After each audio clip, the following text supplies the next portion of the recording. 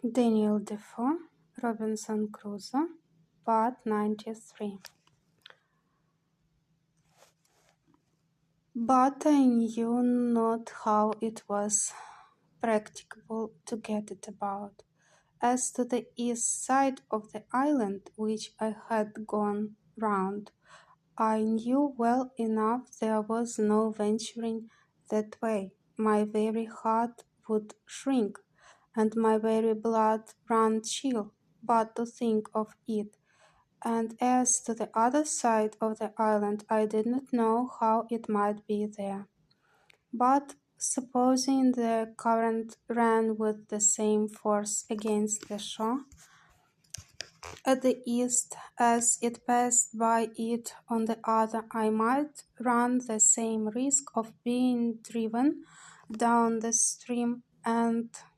carried by the island, as I had been before, of being carried away from it. So with these thoughts I contented myself to be without any boat,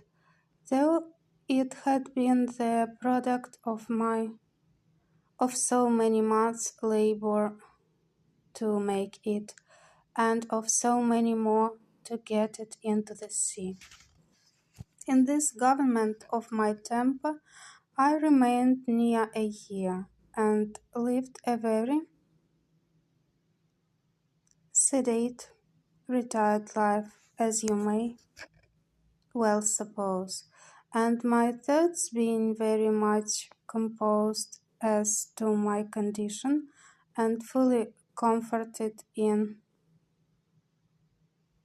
resigning myself to the dispositions of Providence, I thought I lived really very happily in all things except that of society.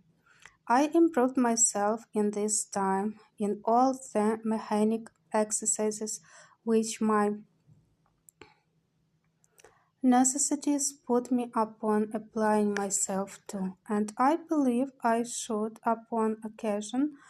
have made a very good carpenter, especially considering how few tools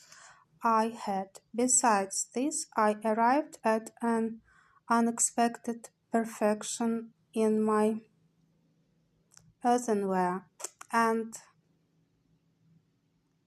contrived well enough to make them with a will, which I found infinitely easier and better, because I made things round and shaped, which before were filthy things indeed to look on. But I think I was never more vain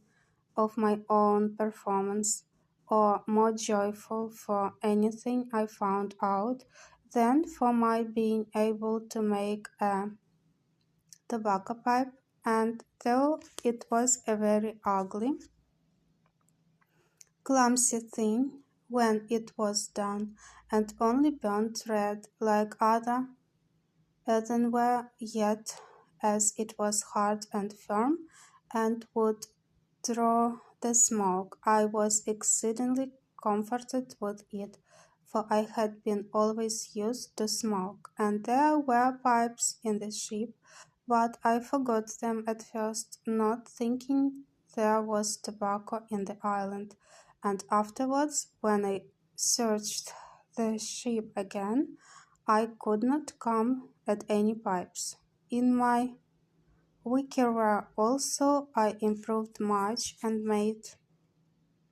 abundance of necessary baskets, as well as my invention showed me. Though not very handsome, yet they were such as were very handy and convenient for laying things up in, or fetching things home. For example, if I killed a goat abroad, I could hang it up in a tree, flay it, dress it, and cut it in pieces, and bring it home in a basket, and the like by a turtle. I could cut it up, take out the eggs and a piece or two of the flesh, which was enough for me, and bring them home in a basket, and leave the rest behind me.